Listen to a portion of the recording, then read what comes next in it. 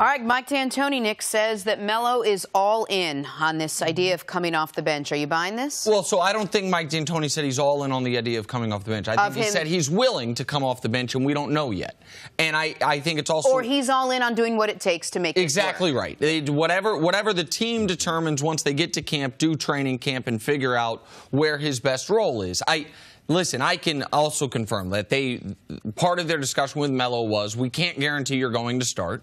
And Melo was open with that. Now, Melo knows what we all know, which is the Rockets do have an opening at a starting forward spot. P.J. Tucker's going to be one of their starting forwards, and unless they're going to start a rookie, which they won't, it's then either Gerald Green, Ryan Anderson, or Carmelo Anthony who will start in the other position.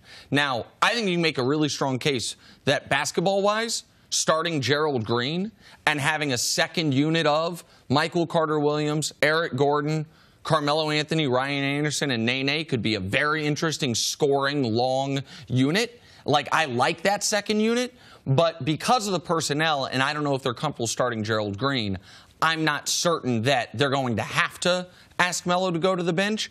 But the fact that he is open to it, they had this discussion, to me speaks to what I thought would happen if the Rockets signed him. They would have a tough conversation and say, do we look at you here? Where do you look at yourself? And it appears to me that was part of the discussion that was had. And I know they had to have that discussion after he gave some of those quotes to Jamel Hill that concerned me. And for you, see, I think it made you, it further it explained why you have been where you are with Carmelo at this point in his career. Yeah, I mean, Melo is who he is. Like he said in an interview with Jamel Hill, what he planned on doing. He knew the situation. He knew the teams that were out there. He knew Houston where he's going to end up. He said those things because that's the way he feels. We just have not seen, and I'm just going to stick to this. We just have not seen superstars that have adapted after being pure scorers to playing some type of role. And then Melo, so this is not a Chris against Melo thing. And then Melo has shown us through his interviews and the way he's played, he doesn't have any interest in being a backup player. Now, as far as good news for Houston, they don't have any good options as far as who's going to start. And to think that Golden State is concerned of who they're going to start at that other position, they're not, because Houston is not better than they were last season. One thing with Mike D'Antoni that I got to point out from the interview was, and I don't like this, is he said, man, we got to try to make this a year where he's happy. Well, really? Well, if Trevor Ariza was still in Houston, would he have that press conference? You know something? This is a year about Trevor Ariza being comfortable and being happy. That's a good point. Why all this?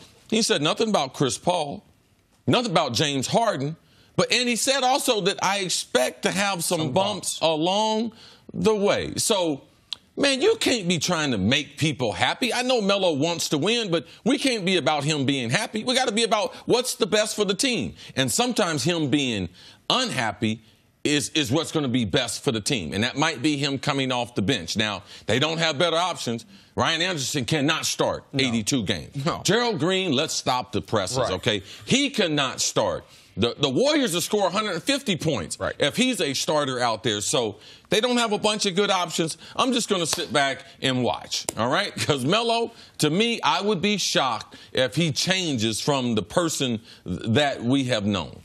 Go ahead, Jenna. I was just going to say, so what if everything that we think might happen happens? What if Melo comes in and he agrees to come off the bench and they've got a great second unit and everyone's happy and it sort of works? Do they really bridge that gap with the Warriors? Is this enough that they got that much better? They are closer today than they were yesterday, but they are so much further than they were at the end of last regular season, at the end of the beginning of the Western Conference Finals, and even at the end of the Western Conference Finals. It's like being in a traffic jam in New York City, Jenna, and you tell the driver, hey, sir, how long is it going to be before we get there?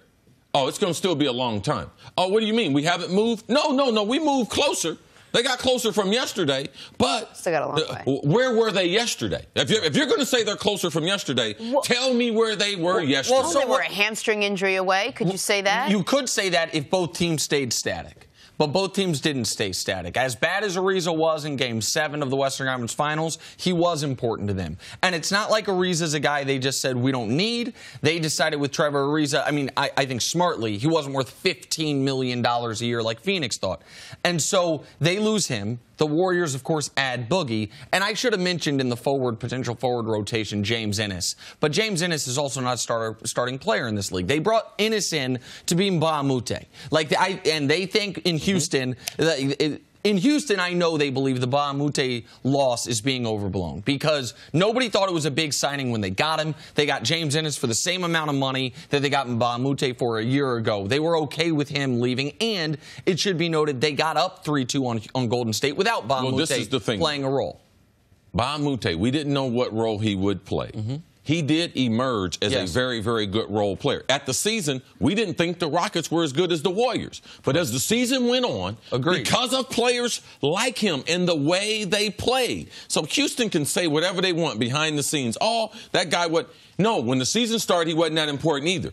But the way he developed. So they're trying to remove that from the equation. But the reason why we thought they could win a championship and the reason why they won 65 games was because he did develop. So I just can't just let that go. I'm not trying to let it go. The point that I'm making is, and I think that they'd make in Houston, is they think James Ennis can do that same thing. A guy that when he's signed, people aren't paying attention to and then evolves into that role. But the Warriors got better this offseason, and Chris Paul got a year older, and the Rockets lost their fourth or fifth most important player in Trevor Ariza. With all that said, the real concern when you sign Melo is what's the defense going to look like? And I happen to believe, and we'll see how it plays out, that if you have Clint Capella, P.J. Tucker, and Chris Paul, your defense is going to be good. Just like we saw last year in OKC, one of the best defensive units in basketball was one involving Carmelo Anthony. Not because he was good defensively, but because all the other pieces around him were good defensively. So, listen, the Rockets are still well behind Golden State, but adding Carmelo Anthony for $2 million makes them, maybe it's just a block in a traffic jam. If they are a good defensive team, it will be the first good defensive team Carmelo Anthony has been on. Thanks for watching. Subscribe here to get the latest from the show. Also, be sure to check out more of the best clips from First Things First, or go watch a few segments from our other shows on FS1.